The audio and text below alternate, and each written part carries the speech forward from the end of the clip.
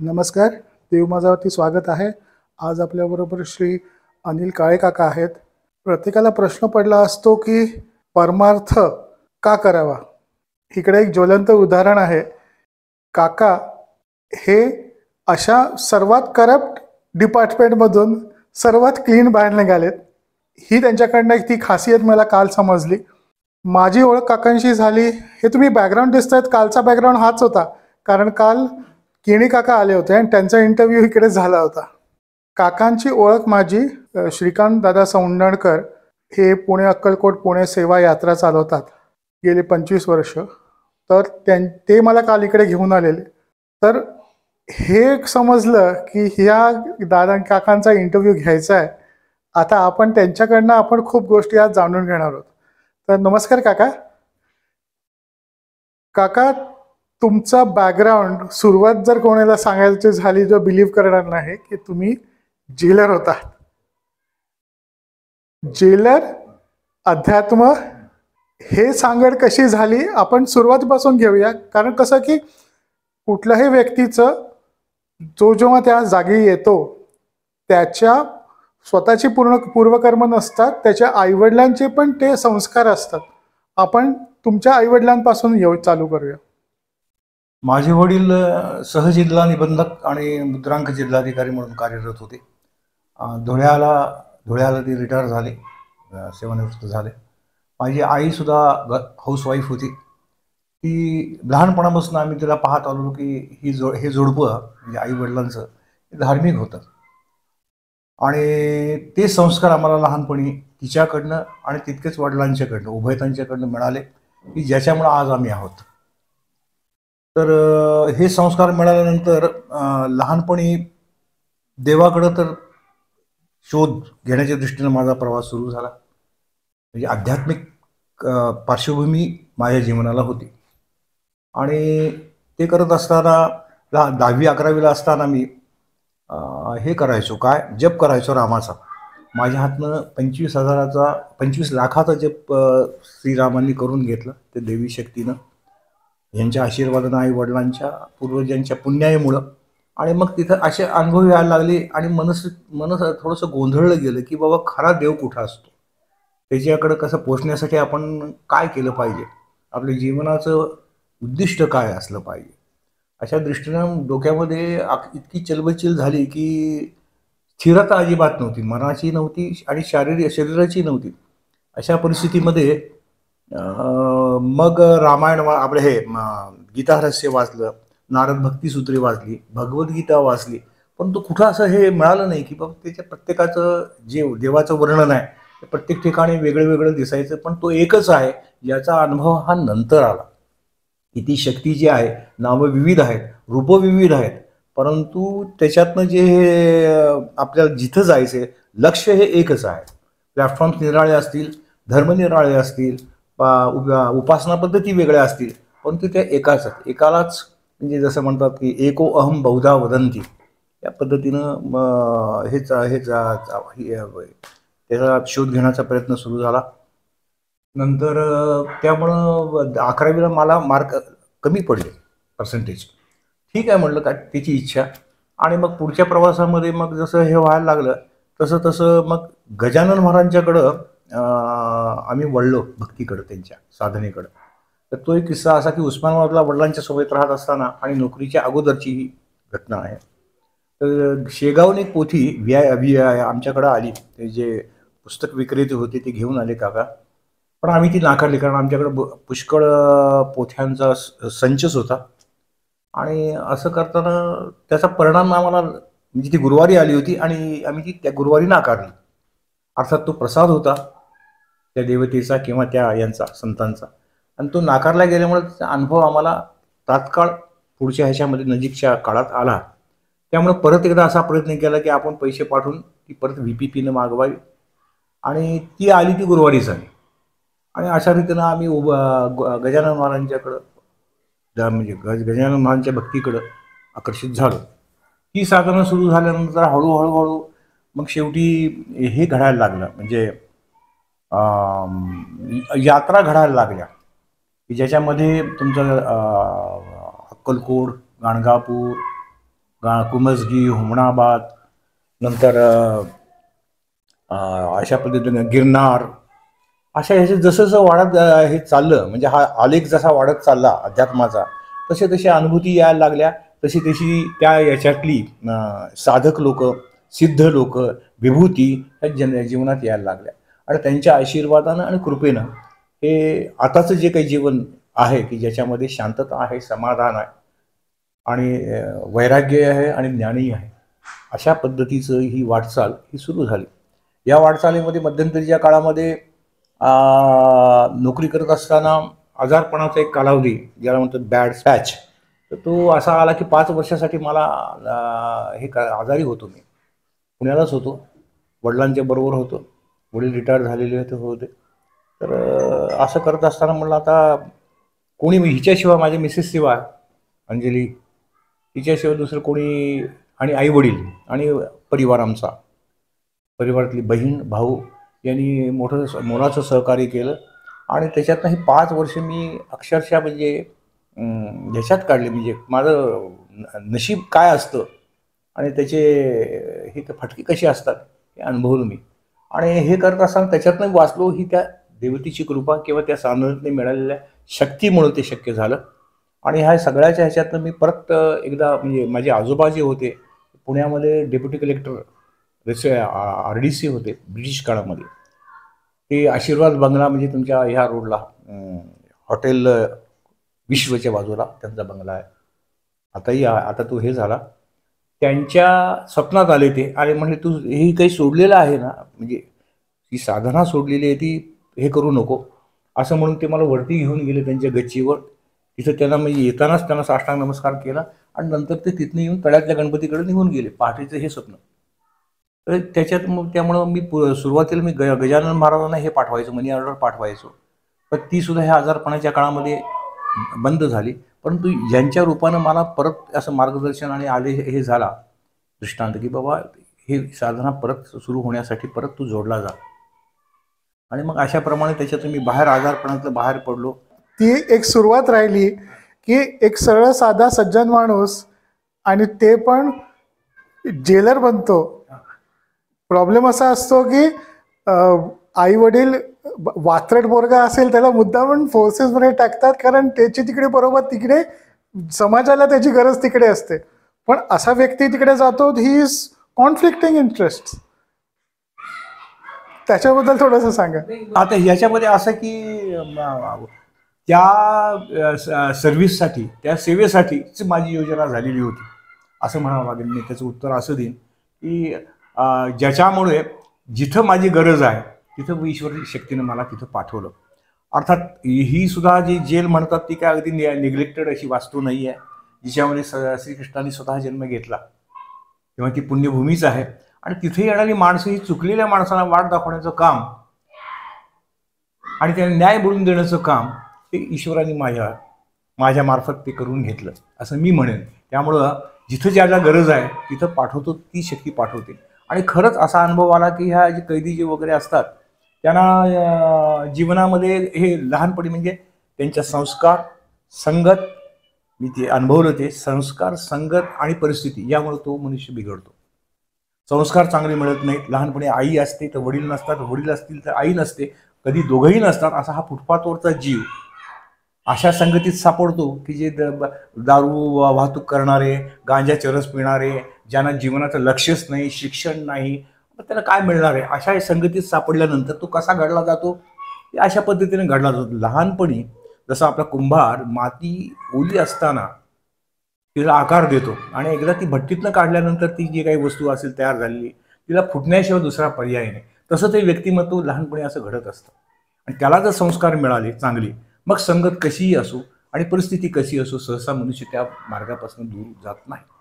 तर ही परिस्थिती मी अनुभवली की बाबा हे लोक, त्यांना मार्गदर्शन नव्हतं, मिळत नाही. म्हणजे ते एक लक्षात की आज मी जेलमध्ये नोकरीला केली आणि अधिकारापर्यंत, वरिष्ठ अधिकारापर्यंत, मला वरिष्ठ अधिकारी होण्यापर्यंत माझं भाग्य मला लाभलं. तर माझं सुद्धा नशीब असं आहे की मी सुद्धा जेलमध्येच होतो. म्हणजे कुठं माझ्या ह्या जीवनामध्ये जन्मल्यानंतर कुठे शिक्षा कमी पडली म्हणून मला ती शिक्षा मिळाली. आणि 30 वर्ष म्हणजे ती मला लाईफ इम्प्रिझनमेंट होती. पण मी पाहिजे तेव्हा बाहेर येत होतो. पॅरोलवर फरलोवर पाहिजे तेव्हा आत जात होतो तेव्हा आणि घरी राहत होतो. ही मोठी वरचेची योजना होती. आणि त्यामुळं हा जो मला तिथं जे अनुभवलं सुरुवातीला मला फार स्ट्रिक्ट होतो. कैद्यांच्या बाबतीत डिसिप्लिन, कुणी आमच्या स्टाफच्या बाबतीत सुद्धा. म्हणजे एक अधिकारी म्हणून थोडासा अहंकार होता आणि थोडीसं हे होता की आपल्या हातात कायदा आहे तर आपण यांना शिक्षा करायची. पण जेव्हा नंतर तसं तसं ह्या अध्यात्मात जेव्हा मी पुढं सरकत गेलो तेव्हा हा सुद्धा जीव आहे, त्याला सुद्धा जगण्याचा अधिकार आहे. परिस्थितीमुळं किंवा नशिबामुळं तो ह्या ठिकाणी आलेला आहे. आणि त्याला कसं आपण हे करायचं, ह्या मार्गावर आणायचं आणि परत त्याच्या भविष्यामध्ये त्याच्याकडनं असे गुन्हे होता कामा नयेत, या दृष्टीनं आपल्याला काही करता आलं तर अध्यात्माचा वापर या ठिकाणी आपण करावा. मी जेव्हा त्यांना उदाहरणं द्यायचो, जेव्हा त्यांच्या आल्यानंतर त्यांना एकत्र पहिल्यांदा त्यांची इंट्रोडक्शन व्हायची, म्हणजे ज्याला क्वारंटाईन पिरियडमध्ये, तर त्यांना मी सांगायचो की बाबा हे तुम्ही देवळात जाता, एखाद्या देवाचा उत्सव असेल तर त्या उत्सवामध्ये तुम्ही रंगरंगोटी करता, मंदिर स्वच्छ धुता, हे करता ते करता, किती तुम्ही प्रयत्न करता, सजवता, हे करता. तसं हे देह सुद्धा त्या ईश्वराचं मंदिर आहे आणि त्या मंदिरामध्ये तुम्ही काय करता, स्वच्छता तर नाहीच. त्यामुळे रोगराई, सगळे रोग होतात, हे होतात.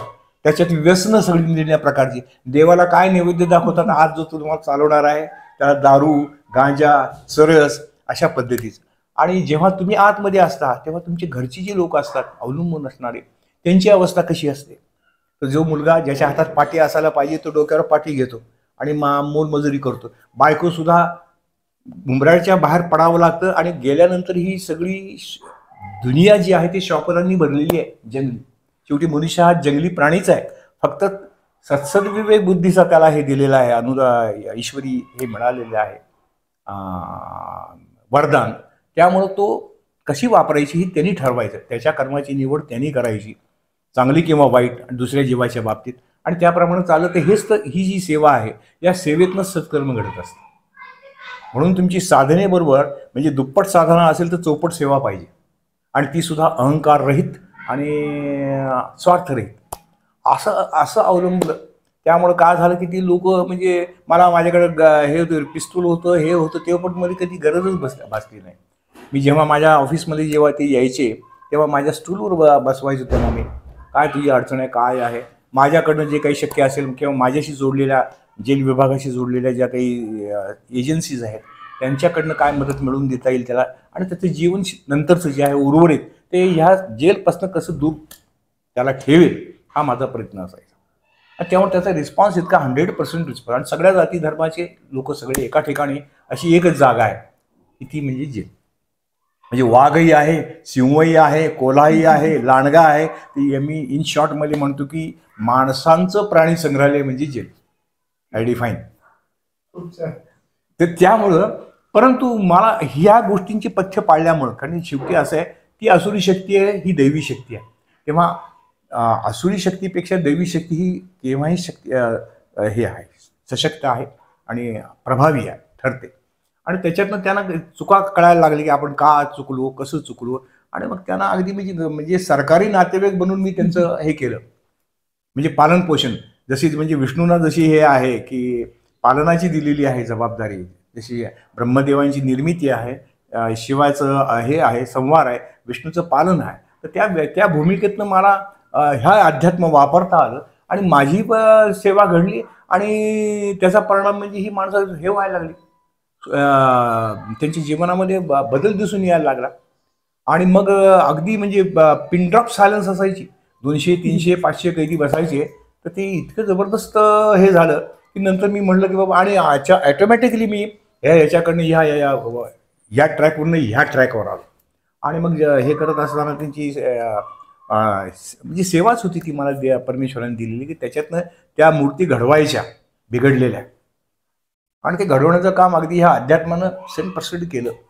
त्यांची पत्र आहेत माझ्याकडं ज्या गुन्हेगारांची की जी तुमच्या सुप्रिटेंडंटला मानत नव्हते, इतर अधिकाऱ्यांना मानत नव्हते, पण ते केवळ काळे साहेबांना बोलवा, ते जर सांगत असतील, मला जर वचन देत असेल तर इतका त्यांचा विश्वास.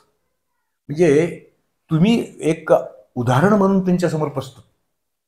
आपल्याकडं ज्या कमी आहेत त्या हे केल्या पाहिजेत. आपण आपल्याला ओळखता आल्या पाहिजे आणि त्या दुरुस्त करून आपण त्यांच्यासमोर ते उदाहरण प्रस्तुत केलं तरच त्याचा परिणाम त्या जीवावर होतो आणि त्यांच्यातही बदल घडून येतो आणि त्यांना तो अधिकार आहे ईश्वराने दिलेला. जाती धर्म नाही, शेवटी तो माणूस आहे आणि माणसाने माणसासारखं वागावं, माणुसकीने वागावं हा धर्म सांगतो. कुठल्याही धर्माचं जर सार असेल तर हे बेसिक हे आहे आणि तो मी हे केल्यामुळे मला कोणाचा त्रास झाला नाही. म्हणजे एवढं असून मी म्हणजे लहानपणी मला असं आठवतं की मी जेव्हा नोकरीत जाण्यापूर्वी मी चोरांना फार घाबरायचो, सांगितलं होतं. तर त्याच्यामध्ये की आले तर कसं हे करायचं, दगडफेक होती, हे होतं ते, आणि अशा ह्याच्यामध्ये मला मग त्यांच्याबरोबर जेव्हा काम करताना ती सगळी भीती गेली आणि ती माणसं म्हणजे जीवाभावाची बनली. मग तो स्टाफ असेल, नाही तर तुमचा हे कैदी बांधव असेल आणि मग त्याच्यामधनं यांच्या जीवनामध्ये म्हणजे त्यांची पत्र अशी आलेली आहेत की बाबा आम्ही जर तुमच्या पोटी जन्माला आलो असतो तर आमच्यावर हे संस्कार आलेच नसते. आमची इच्छा आहे पुढच्या जन्मात जर आम्ही जन्माला आलो तर तुमच्या पोटीच येऊ. आणि चांगले संस्कार हे थोडा वेळ लागतो हे करायला, रुजायला, पण एकदा रुजले तर मग ते शेवटपर्यंत टिकतात. हे माझ्या बाबतीत आणि त्यांच्या बाबतीत हे मी अनुभवलं.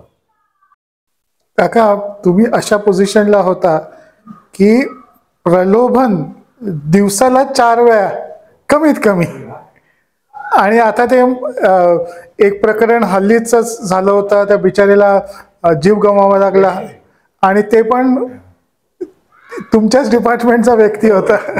त्याच्या जीवावर ते सगळं चालत होतं. ते कसं आहे माहिती आहे, काही प्रलोभन होती. आता जेव्हा मी याला माझा म्हणजे अनुभव सांगतो की मी जेव्हा भायखळ्याला ट्रान्सफर झाली माझी शेवटची, त्यावेळेला किंवा अगोदर मला याच्यासाठी सांगितलं होतं की तुम्ही आर्थर रोडला या, परंतु तिथं म्हणजे असं आहे की बाबा तुम्ही येण्याच्या अगोदर तुम्हाला काय पाहिजे असते याची माहिती कायद्यानं असते आणि मग त्याप्रमाणे त्या वस्तू तुमच्या घरी टीव्ही सेट हे ते अशा पद्धतीने पाठवायचा प्रयत्न त्यांचा असतो आणि तुम्हाला त्या प्रलोभनाला.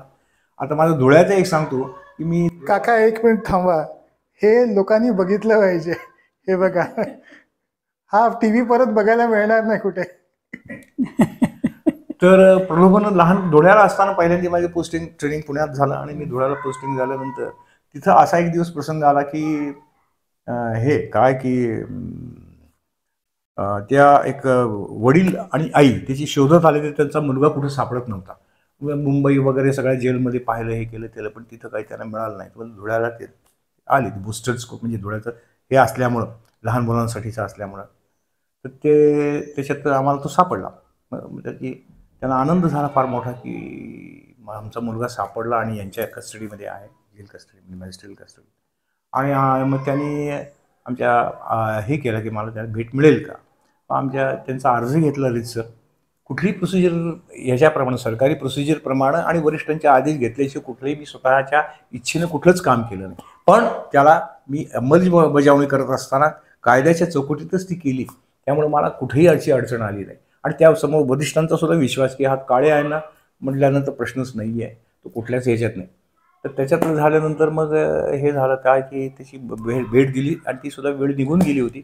त्याचा अर्ज घेतला, साहेबांची परवानगी घेतली, आमच्या वरिष्ठ तुरुंगाधिकाऱ्यांची, आणि त्याप्रमाणे त्याला भेट दिल्यानंतर ते सगळे माझ्याभोवती असे त्याची अशी गोलाकार सगळे उभे राहिले आणि एकाने 50ची नोट काढली, ती मी पाहिली.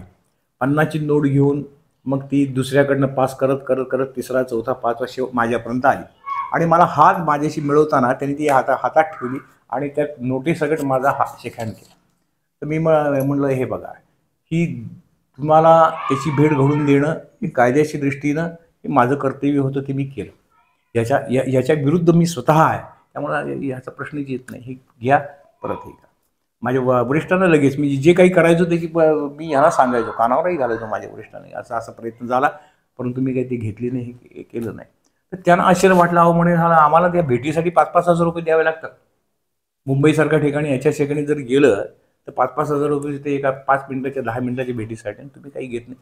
ते म्हटले माझे आईवडिलांचे संस्कार आहेत आणि ज्या खात्यात म्हणजे जे मला पगार देतं जे खातं आणि त्याची सेवा करताना हे माझे कर्तव्य बुद्धीतनं प्रामाणिकपणे कर्तव्यनिष्ठपणे मी हे सगळं हे करत असतो, हा माझा स्वभावच आहे.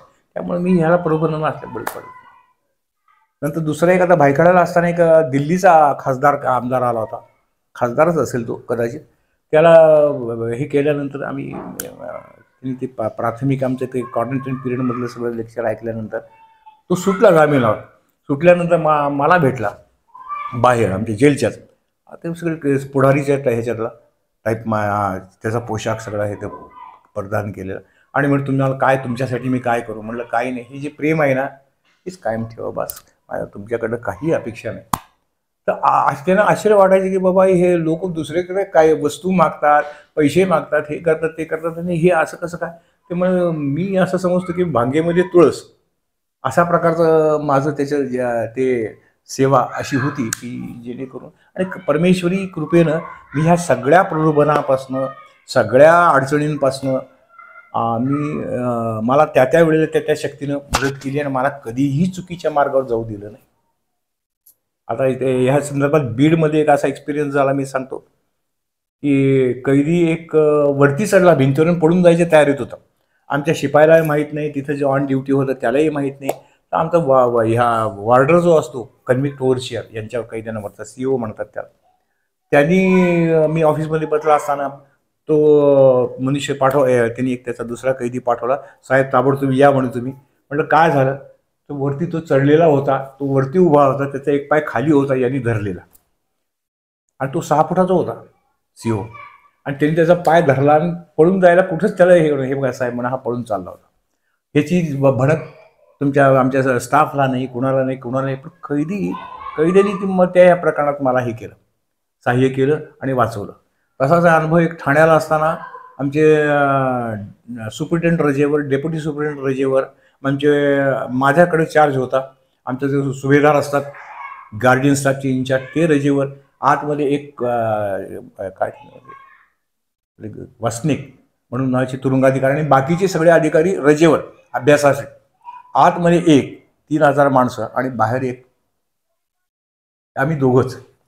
आणि आउटफाईलमध्ये जे असतात, बगीचा काम करतात कैदी, आमची जी जमीन असते त्याच्यामध्ये ते फळं, पालेभाज्या वगैरे शेती करतात, ज्याचा उपयोग आमचा दैनंदिन याच्यासाठी वापरासाठी होतो. तर त्याच्यातनं काम करणारे फाईटचे लोक, त्याच्यातले 4 कैदी पळाले. नियमाप्रमाणे माझे सगळे आतमध्ये राऊंड घेतला, हे घेतला, कारण सुप्रिटेंडंटचा कार्यभार होता. ते सगळं करून मी आलो, मला हे कळलं. मग अलाराम जो असतो आमचा तो वाजवला, माणसांची धावपळ सुरू झाली, आणि ह्या 4 ह्यांना पकडण्यासाठी ते तुमच्या जवळच्या कळवा खाडीमध्ये पळाले, आणि एवढ्या गाळामध्ये, कमरे इतक्या गाळापर्यंत ते शिरले. तर आमचे गार्डियन स्टाफ आणि तुमचे कैदी इतर तेही पळत गेले, आणि त्यांनी ते चौघांना धरून आणलं ऑफिसमध्ये. हे जे आहे ना, हा जो तुमचं जे त्यांच्यासमोर जे हे असतं ना, की तुम्ही कसं प्रेझेंट करायचं त्यांच्यासमोर, आपण त्यांना कसं हे करू त्याप्रमाणे. कसं म्हटलं ना, तर कायदा हा उत्तम आहे, परंतु कायद्याची अंमलबजावणी करणारी व्यक्तीमध्ये कुठेतरी बिघाड असेल तर ह्या घटना कमी जास्त प्रकारात होत जातात. परंतु तुम्ही जसा आदर्श ठेवाल तसे तुम्ही, यथा राजा तथा प्रजा, ह्या उक्तीप्रमाणे जसे तुम्ही असाल ना त्याप्रमाणे तुमचे लोक त्याप्रमाणे तुम्हाला मिळतात. जसा पिणारा असतो त्याला पाडणारे आजूबाजूला असतात, खाणारा असतो त्याच्याभोवती खाऊ घालणारे असतात, तसं या पद्धतीचं. खरं तर तुम्ही ज्या कंडिशनमधून 30 वर्ष गेला, that was extreme as compare to जे आम्ही सिव्हिलियन्स भोगतो किंवा सिव्हिलियन्स आम्ही फेस करतो. हे सगळं असलं ना तरी एक गोष्ट राहते, ती म्हणजे तुमची मिसेस. कारण त्यांनी जर तुम्हाला साथ दिली नसती, कारण कसं असतं की बाकीच्यांकडे, अरे त्यांच्याकडे एवढं 3 पदरी मंगळसूत्र, मग माझ्याकडे का नाही, अशी. या बाबतीत मी अवश्य असं म्हणेन की बाबा तिने हे सगळं, म्हणजे तिने हा माझा प्रपंच सांभाळला आणि मी तो प्रपंच सांभाळला. त्यामुळे ह्या प्रपंचात काम व्यस्त असताना हिने हा सगळे घरची सगळी कामं ही सगळी करायची. मी एकदाही कामाला हात लावायचो नाही मला. आणि आमचं सकाळपासून ओपनिंगपासून जावं लागायचं, 4ला उठावं लागायचं, 5ला ओपनिंगला जायचं, परत 8 वाजता, म्हणजे दिनचर्या अशी होती. 8 वाजता जायचं, अगोदर सुप्रिटेंडच्या अगोदर राऊंड घ्यायची, मग सुप्रिटेंडच्या बरोबर राऊंड घ्यायची, मग परत आपली दैनंदिन कामं, आणि मग त्याच्यातनं मग 1:30 वाजता ह्याच्या अगोदर दुपारची बंद केल्यानंतर ती एक राऊंड घ्यायची. परत घरी गेल्यानंतर 4 वाजता आल्यानंतर अगोदर परत एक राऊंड घ्यायची सुप्रिटेंडच्या अगोदर, सुप्रिटेंडच्या बरोबर, आणि मग 6 वाजता जेल बंद झाल्यानंतर मग आम्हाला दर आठवड्याला आमच्या सरप्राईज राऊंड्स असायच्या, इतरांच्याही काढायच्या राऊंड्स आणि बाकीच्या आमच्या, कधी 9 ते 12, कधी 12 ते 3, कधी 3 ते 6 असं हे करून. याच्यामध्ये प्रलोभन अशी होती की तिचा संयम तिची दाद द्यावी लागेल. आणि ती माझ्याच रंगात रंगली. त्यामुळं काय तिला इच्छा अपेक्षा अशा काही नव्हतं. मी आटपाडीला असताना आमची जी भाजी असायची ही असते. आता ते आमचे शेजारचे म्हणायचे, का हो तुमच्याकडे ट्रॅक्टर आहे, तुमच्याकडे गाडी आहे, तुम्ही आम्हाला द्या ना वापरायला आमची शेतीची मशागत करण्यासाठी. नाही म्हटलं, अजिबात नाही. आमचे सुप्रिटेंडंटसुद्धा म्हणजे ज्यांनी गाडी होती मला असं म्हणलं की DIG की बाबा ही गाडी ऑफिससाठी आहे, त्या पदासाठी नाही आहे. म्हटलं मी ती पदासाठी वापरतच नाही आहे. मी माझी स्कूटर घेतो, त्याच्यात माझे हक्काचं पेट्रोल टाकतं आणि त्याप्रमाणे 12-15 किलोमीटर जाऊन येऊन मी रोज जायचो. मी ती घेणारच नाही.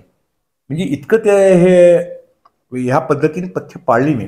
आणि हिने सुद्धा इतकी प्रलोभनं असायची की बाबा यांनी असं केलं, त्यांनी तसं केलं, अशा गोष्टी तिच्या कानावर यायच्या. परंतु त्याच्यामध्ये तिने कधी ती वाहत गेली नाही. त्याच्यामध्ये जसा नवरा असेल, जसा हे असेल त्याप्रमाणे राहायचं, हे करायचं, ही तिची फार मोठी म्हणजे त्या शिवाच्या पाठीमागे ही शक्ती होती. म्हणून आज ही शिवही आहे आणि ती शक्ती आहे आणि साधनेमध्ये मग्न आहे. नाही, तेव्हा असं वाटायचं मला पण की हे काही घेत नाहीत, काही करत नाहीत, आपलं साधं राहतात, हे करतात. थोडंसं मनात यायचं थोडंसं, पण जाऊ दे, मी सोडून द्यायची की जा, आपल्याला परमेश्वराने पेना पगार देतात, हे तर त्यात आपलं भागतंय ना, बस. खूप छान. आणि मग ह्याच्यामध्ये तुम्ही म्हणाल तसं हिच्या आटपाडीला मी माझ्याकडे जे असायचं, आमची भाजी असायची, आमची कैदी भाजी विकायचे, तर त्यांना सुद्धा मी जे काय असेल ना, हे किती तुमचा भाव आहे याप्रमाणे हे घ्या. आणि सरकारी ह्याच्यातनं मग आमच्याकडे डाळिंबाची हे होती, बाग होती, द्राक्षाची बाग होती, बोरांची बाग होती, जे काही रामफळं असायची, हे असायचं, जे काही ॲग्रिकल्चर प्रोड्यूस असायचं ते रीतसर पावती करून ती मी घ्यायचो, पैसे द्यायचे.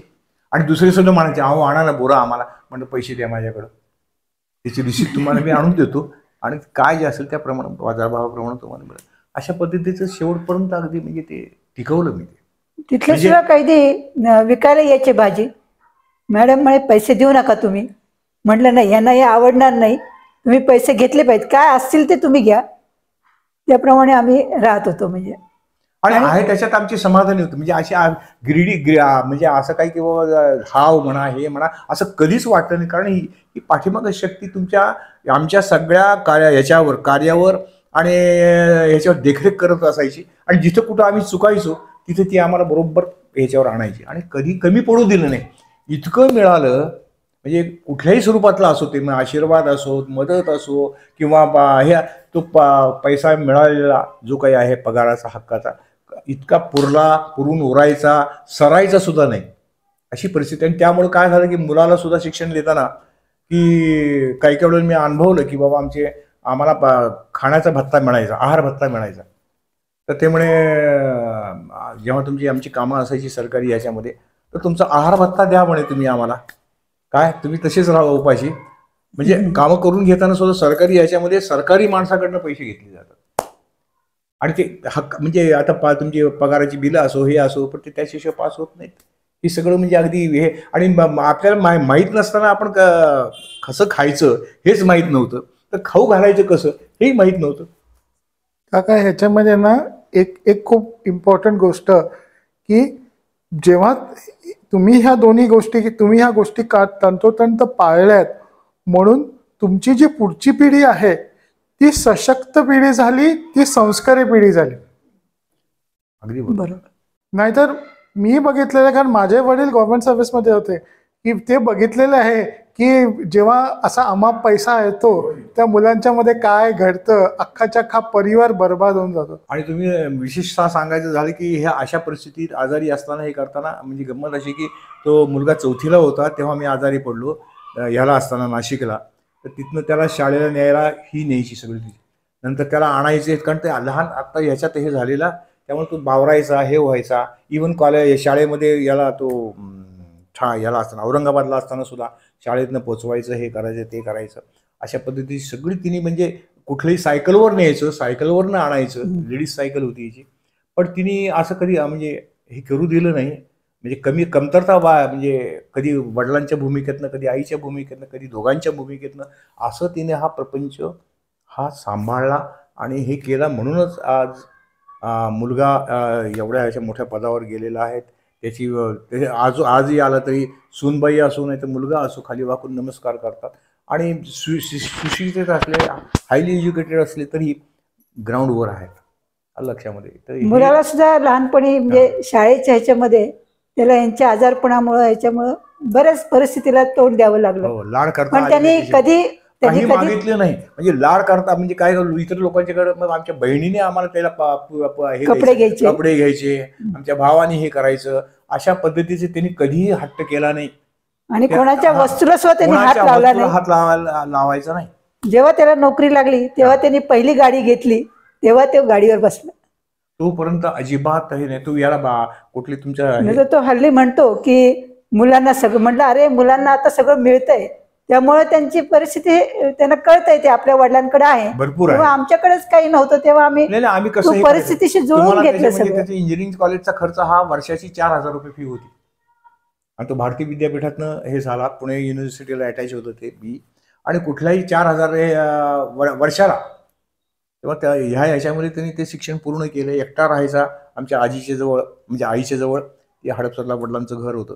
भाऊ तिथं राहत होता, आई राहत होती. तर त्या यांच्यासोबत राहून एकटावरती गच्चीवर बसायचा. रात्री अंधारामध्ये आपलं टेबल लॅम्प लावायचा, डास भयंकर, वरती काय ओपनच हे होतं. आणि त्याच्यामधनं त्यांनी अभ्यास केला, त्याची जाणीव होती त्याला परिस्थितीची. आणि त्याला सुद्धा म्हणजे मी त्याच्याबरोबर त्याच्या स्कॉलरशिपमध्ये सुद्धा 4थीच्या स्कॉलरशिपसाठी त्याचा मी अभ्यास करून घेतला. आणि मी स्वतः 4थीचा विद्यार्थी बनलो. सगळ्या 10 वर्षाच्या प्रश्नपत्रिका आणल्या, प्रश्न कसे विचारले जातात, त्याचे कसे स्वरूप असतात, त्याची उत्तरं कशी असतात, हे अगदी त्याच्याकडनं हे करून गेलं. पण शेवटी नशिबाचा भाग असतो, प्रयत्न आपल्या हातात असतात. आणि त्याला 4थीची स्कॉलरशिप मिळाली नाही. 7वीला मी काही त्याचा अभ्यास घेतला नाही, पण 7वीला त्याला स्कॉलरशिप मिळाली. नंतर तुम्हाला तो 10वीला तुमच्या औरंगाबादच्या बोर्डामध्ये आलेला आहे, 22वा आलेला आहे. नंतर कॉलेजला सुद्धा तो इकडं ह्याच्यामध्ये सुद्धा त्याचं पहिला म्हणजे ट्रॅक रेकॉर्ड सगळं यायचं अगदी. आणि ह्या सगळ्यांच्या, आणि हे त्याचे आशीर्वाद मी समजतो की जे संसारामधल्या ज्या काही कुठे प्लेसमेंट असती, ही सगळी ती शक्ती करत असते जेव्हा तुम्ही त्या शक्तीची आराधना करता. आणि तिला जे काही अपेक्षित आहे तुमच्याकडनं ते तुम्ही करत असता सेवाभावाच्या रूपात, तेव्हा ते रिझल्ट तुम्हाला मिळतात. ठाण्याला आमच्याकडे कैदी कामाला यायची, म्हणजे बाहेरचं झाडायला. तर आमचं दर रविवारी त्यांना चहा असायचा. जेवढे लोक असतील 10-12, दर रविवारी आम्ही त्यांना चहा द्यायचो. त्यात आमच्या सासूबाई पण म्हणायच्या, प्रत्येक ह्याच्यामध्ये कामामध्ये ईश्वराचा सहभाग असतो. त्यांच्या आत सुद्धा ईश्वरच आहे. त्या एक नेहमी गाणं म्हणायचे, यांचं आहे ते अप्पासाहेब धर्माधिकारी, दाम काय मजुरी तर त्याचा दाम, एवढे समजून करू ते काम, असं त्या नेहमी गाणं म्हणायच्या. की नाही आपण त्यांना दिलं पाहिजे, ते आपल्यासाठी हे एवढं झाडतायत, हे करतायत. दर रविवारी आमचं त्यांना चहा असायचा. दादा, आता मला सांगा, तुमचा सौंदरकर काकांशी कसा संबंध आला? कधी तुम्ही त्यांना भेटला? सौंदरकर काकांचे म्हणजे असं झालं की आमच्या प्रवीण कोकाटे म्हणून आहेत, त्याच्याकडं म्हणजे त्याचं दुकान आहे याचं बिल्डिंग मटेरियलचं सगळं. पहिल्यांदा मला ह्याच्यासाठी वस्तू खरेदी करण्यासाठी, बिल्डिंगसाठी, कमोडच्या संदर्भात मी गेलो होतो.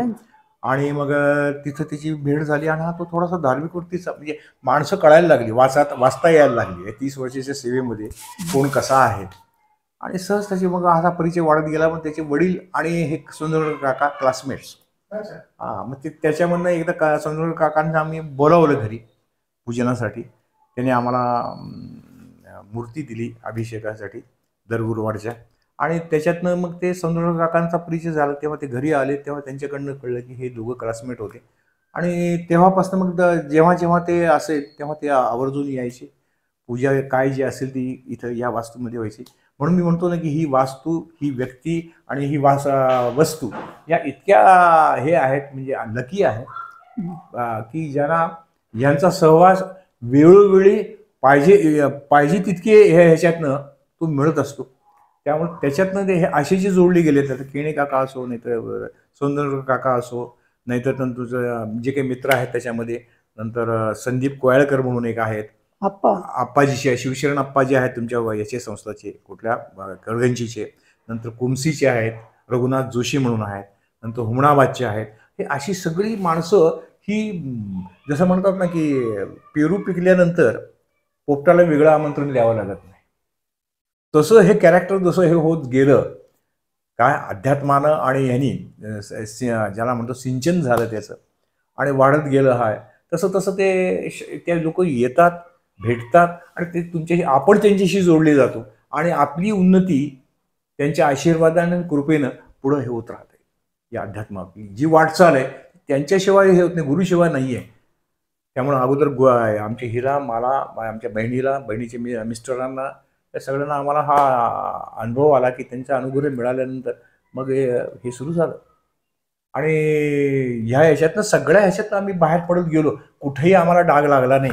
मग ते सांसारिक असो, हे असो, ऑपरेशन्स असो, हे असो. टेबलावर जाऊन माझ्या अगोदरच्या एका बाईचं ऑपरेशन झालं होतं, ती गेली आणि नंतर तिच्या त्याच टेबलावर माझा बापरे. तेव्हा मी घाबरत होतो. माझे जेव्हा मानेचं ऑपरेशन झालं तेव्हा डॉक्टर जोशी म्हणून आहेत, मनोहर जोशी, त्यांनी केलं होतं.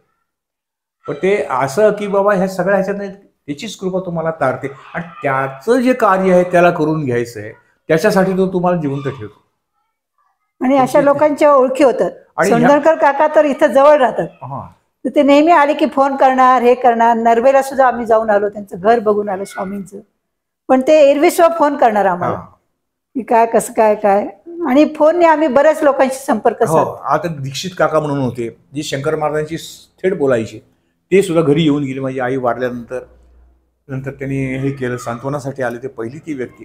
नंतर दुसरे एक आपले हे विनायकराव, काय ते दामले, ते शंकराचे भक्त आहेत. अशी अशी अशी माणसं जी आहेत ना, सिद्ध, म्हणजे जे लोकांची प्रसिद्धीपासून दूर आहेत, लोकांना सुद्धा माहीत नाही की ज्या समाजात ते राहतात त्या लोकांना सुद्धा, जवळपासच्या लोकांना ते माहीत नसतात. परंतु ज्याच्यातनं असे एकमेकाशी कनेक्ट होत गेले की मग सोंडळकर काका असो, केणे काका असो, हे शिवशरणप्पा असो, नंतर हुमणाबादचे तुमचे ज्ञानराज प्रभू असो, ही सगळी माणसं ईश्वरी ह्याच्यातली वाटाडे आहेत तुमच्या अध्यात्मातले. आणि हे तुम्हाला जेव्हा त्यांचा वरद असतं, त्यांची कृपा हे असते ना, तर मग उत्तरोत्तर तुमच्या जीवनामध्ये तुमचं जीवन फुलत जातं आणि त्याच्यामध्ये ठाई तुम्हाला ईश्वरी साक्षात्कार प्रचितीच्या, दृष्टांताच्या स्वरूपात तुम्हाला घडत जातात. आणि मग जेव्हा समाधान, तुमची वृत्ती वैराग्य धारण करते आणि ज्ञान धारण करते, तेव्हा समाधान, शांतता ही तिथं असतेच. त्याला वेगळं शोधायची गरज नाही. हे अनुभवलं मी. पहिले आम्ही आमच्या गुरूंची इथं पाद्यपूजा केली, स्वामी विद्यानंद म्हणून आहेत, ह्याच ह्याच्यावर, हाच हे. आणि तेव्हा हे त्यांचे इतके मागं लागले की स्वामी तुम्ही आमच्या घरी आलंच पाहिजे. त्यांना आम्ही आणायला गेलो बुधवारी. ते सोहम बंगल्यात राहत होते. पण त्यांनी लगेच हे केलं की चला मी तुमच्याकडे येतो, तुमची फार दिवसाची इच्छा आहे. आणि ते इथं आले. आम्ही त्यांची पूजा केली, पाद्यपूजा.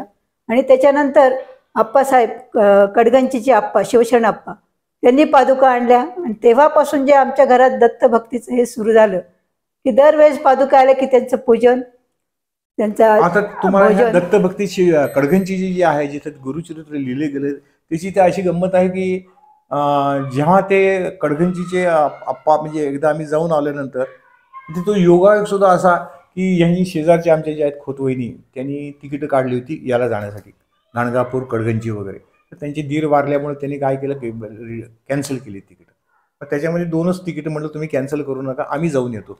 मग आमचे ते शिवाजीराव काल आलेले, याची परिक्रमा करणारे तुमचे कर्दळीवांचे, ते आणि मी, असे आम्ही दोघं तिथे गेलो गाणगापूरला राहिलो तुमच्या याच्यामध्ये, आश्रमामध्ये. आणि तिथनं मग गुलबर्ग्याला, भाया गुलबर्गा, कडगंचीला गेलो पहिल्यांदा. आणि तिथं माझी इच्छा होती, तिथं जे आहे ठेवले होते पादुका तिथं आहेत, पण त्या प्रतिरूप पादुका आहेत, ते ओरिजिनल नाही, मूळ नाही. तर त्यांना त्या काचेत ठेवल्या होत्या. त्यांचा मुलगा होता विश्वनाथ म्हणून, त्यांना मी सांगितलं की मला दर्शन घ्यायचं त्या पादुकांचं. तर ते म्हणे मग वरनच घ्या. माझी इच्छा होती की त्या आपल्या कपाळाला लावायच्या. ठीक आहे म्हटलं. मग आल्यानंतर दुसऱ्याच का तिसऱ्या दिवशी मला कळलं की ते इथं कोथरूडमध्ये आलेले आहेत शिवशरणप्पा.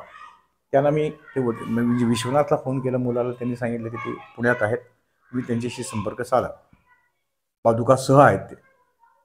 मग त्यांच्या यांना संपर्क साधल्यानंतर त्यांनी सांगितलं मी 1 तासासाठी आहे, तुम्ही ताबडतोब घेऊन जा. आता 1 तासामध्ये मी दाढी केली नव्हती, आंघोळ केली नव्हती, काही नव्हतं.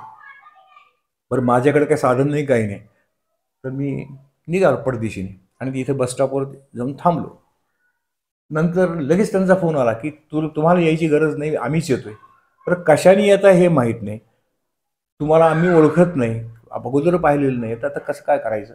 मग मी आल्यानंतर वाट पाहा 1 तासाच्या 1-1.5 तासाच्या प्रतीक्षेनंतर ते माझ्यासमोर उभे राहिले आणि म्हणले, चला मीच तो शिवशरणप्पा आहे. अरे म्हणलं, तुम्ही मला कसं ओळखलं की मी तोच आहे. त्याने मला ते मग पळत पळत त्यांच्याबरोबर मी आलो. त्यांच्याबरोबर त्या पादुका होत्या गळ्यात अडकवलेल्या, म्हणजे बॅगमध्ये ठेवलेल्या.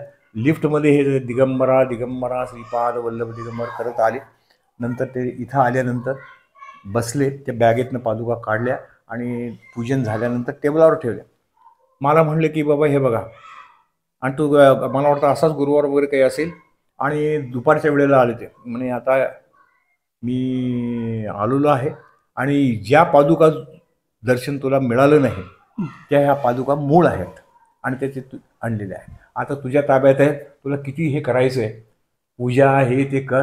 मग आप्पांना म्हटलं, आप्पा तुम्ही पहिल्यांदाच आमच्याकडे आलेला, ते जेवल्याशिवाय जायचं नाही. म्हणून दत्त महाराज आले ह्या स्वरूपामध्ये असं आम्ही समजतो. मान्य केलं त्यांनी. आणि जवळजवळ 4-4.5 तास ते इथं होते आणि पहिली त्यांची भेट. आणि मग तेव्हापासून त्या पादुका जवळजवळ 20 ते 22 वेळा येऊन गेलेल्या आहेत. हो, 22 वेळा इथे आली की इथं पूजा असते त्यांची. म्हणजे इतकं हक्काचं अगदी हे झालंय. म्हणजे दत्त महाराजांनी किती द्यावं. दत्त म्हणजे देणारा, आणि दत्त म्हणजे पाहिजे तिथे प्रगट होणारा, भरभरून देणारा.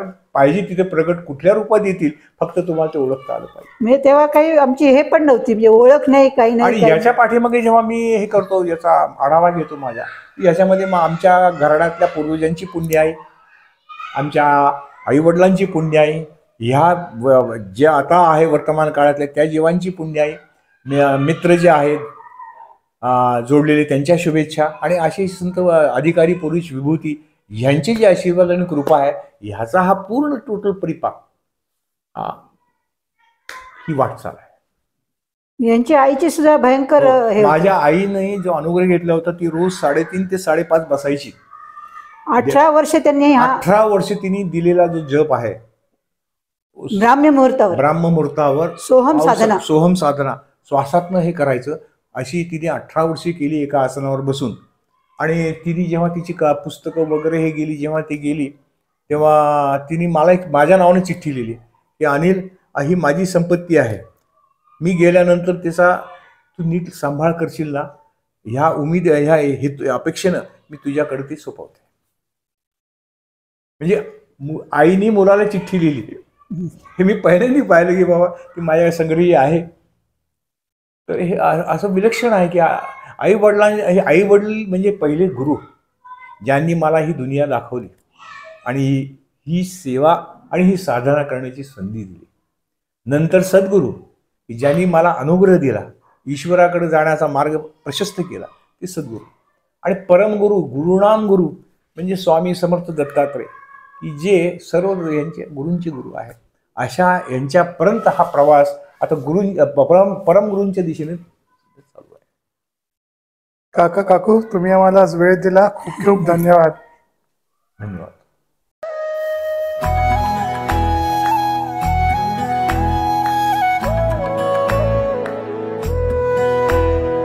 अध्यात्मावर अशीच माहिती मिळवण्यासाठी देव माझा चॅनलला सबस्क्राईब करा